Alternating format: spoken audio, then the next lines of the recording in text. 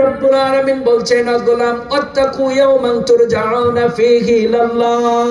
রব্বুল আলামিন বলছেন ও গোলাম ওই দিনকে ভয় করো যেদিন বড্ড একা হয়ে যাবা। দুনিয়াতে তুমি মানুষ খুন করেছো, দুনিয়ার আদালত বিচার করে না, আমি বিচার করব। দুনিয়ার বুকে বিধর্মীদের উপর জুলুম করেছো, অত্যাচার করেছো। বিশ্বনবী বলছেন ও আমার উম্মতেরা, দুনিয়ার বুকে নিরহ মানুষদের প্রতি জুলুম করেছো, বিধর্মী অন্য ধর্ম অবলম্বীদের প্রতি জুলুম করেছো, দুনিয়ার আদালত বিচার করে নাই। বিশ্বনবী বলছেন আমি তাদের জন্য বিচার দায়ের করব আল্লাহর আদালতে। কথা বলেন ঠিক কিনা? দুনিয়াতে যত অপকর্ম করেছেন দুনিয়ার আদালত আপনাকে ছেড়ে দিয়েছে। রব্বুল আলামিন যাররা পরিমাণ অপরাধ যদি করেন ওটারও বিচার করবেন। কথা কন, আপনি যাররা পরিমাণ ভালো করেছেন ওটারও বিচার করবেন। তাহলে আমরা যারা এখানে উপস্থিত হয়েছি আমরা সব সময় রবকে ভয় করব।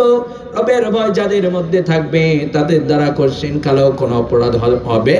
ইতিহাসের পাতায় অনেক চমৎকার চমৎকার হিস্টোরি আছে। সাইয়েদনা হযরত ওমর রাদিয়াল্লাহু তাআলা আনহু একদিন রাতের অন্ধকারে হাঁটছেন, একটা বাড়ি থেকে শুনতে পেলেন মা তার কন্যা সন্তানকে ডাক দিয়ে বলছে, কন্যা সন্তানটিকে বলছে তুমি একটু দুধের মধ্যে পানি মিশিয়ে দাও। প্রতিদিন দুধের অংশটা বেশি হয়ে যায়, আজকে দুধের অংশ কম হয়েছে, তুমি দুধের মধ্যে পানি মিশিয়ে দাও। কন্যা সন্তানটি মাকে ডাক দিয়ে বলছে মা নো, দুধের মধ্যে পানি মিশানো যাবে না, খাদ্যদ্রব্যের মধ্যে পানি মিশানো যাবে না, এটা হারাম করেছেন কে? মেয়েটি যখন বলেছে ও মা খাদ্যদ্রব্যের মধ্যে ভেজাল ঢোকানো যাবে না, এইবার মেয়েটিকে মা ডাক দিয়ে বলছে, কন্যা সন্তানটিকে মা ডাক দিয়ে বলছে মা তুমি তাকিয়ে দেখো, একটু খেয়াল করো চতুর্দিকে সংশয়, সকলে ঘুমিয়ে পড়েছে, পুলিশ নেই, প্রশাসন নাই, প্রধানমন্ত্রী নেই, কেউ নেই। তুমি এখন যদি দুধের মধ্যে পানি মিশিয়ে দাও দুনিয়ার কোনো মানুষ দেখবে না, কেউ জানতে পারবে না। তুমি দুধের মধ্যে পানি মিশিয়ে দাও, দুনিয়ার কেউ জানবে না, অংশ বেশি হয়ে যাবে, বাজারের মধ্যে যখন বিক্রি করে দেব টাকা বেশি পাওয়া যাবে। কথা কন দেখা। মেয়েটি বলছে ও মা তুমি মনে করেছো সকলেই ঘুমিয়ে পড়েছে, সবার চোখকে আমি ফাঁকি দেব? ও মা অন্তরের মধ্যে যা কল্পনা করো সব জানেন একজন, তিনি কে? কন্যা সন্তানটি মাকে ডাক দিয়ে বলছে ও মা দুনিয়ার সকলের চোখকে তুমি ফাঁকি দিতে পারবা, একজন তোমার আমার সব কিছু দেখছেন, তোমার আমার সৃষ্টিকর্তা রব্বুল আলামিনের চোখকে তুমি কেমনে ফাঁকি দেবা? কথা কন।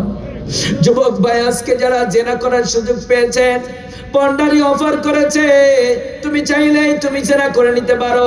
তুমি যদি একটিবার বলতে পারো ইন্নী আখাফুল্লাহ, আমি আমার রবকে ভয় করি, জীবন দেব আমি জেনা করব না, আল্লাহর কসম করে বলছি তুমি মরতে দেরি হবে, রব্বুল আলামিন বলবেন ওয়েলকাম, তোকে আমি জান্নাতুল ফেরদাউসের মালিক বানিয়ে দিলাম। সুবহানাল্লাহ। ওই মেয়েটির মতো আমরা যদি সকলেই ভয় করতাম, একজন কৃষক যখন অন্যের জমি কাটতে যাবে উনি আগে চিন্তা করবে ওই মেয়েটির মতো।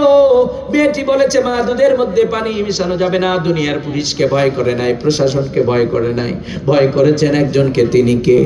কারণ চিন্তা করেছেন এখন যদি আমি দুধের মধ্যে পানি মিশিয়ে দেই দুনিয়ার আদালত দেখবে না, বিচারও করবে না, টাকা বেশি পাওয়া যাবে, কিন্তু মানুষকে যে ঠকিয়েছি রব্বুল আলামিন কাল কিয়ামতের মুসিবতের দিন বিচার করবে। কথা বলেন ঠিক কিনা?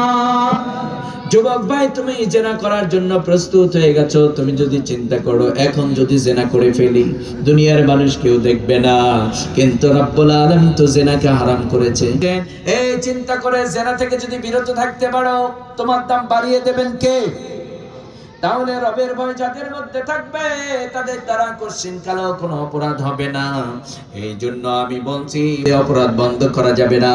আপনার আবার হৃদয়ের মধ্যে যদি রব্বুল আলামিনের খোদাভীতির ব্রেকিং পাওয়ার লাগানো যায় আপনার আমার দ্বারা কোনো অপরাধ হবে। আমরা সবাই রবকে ভয় করব, রাজি আছি তো? আপনি সরকারি চাকরি করছেন, একজন আপনাকে অফার করেছে ভাইজান ফাইলটা পার করে দেবেন, নেন ৫,০০০। আপনি সর্বপ্রথম টাকা নেওয়ার আগে চিন্তা করবেন গভর্নমেন্ট আমাকে 20,000 টাকা বেতন দিচ্ছে, আমার কাজ কি, আমার এই কাজ, বাড়তি কোনো টাকা নিতে পারবো না।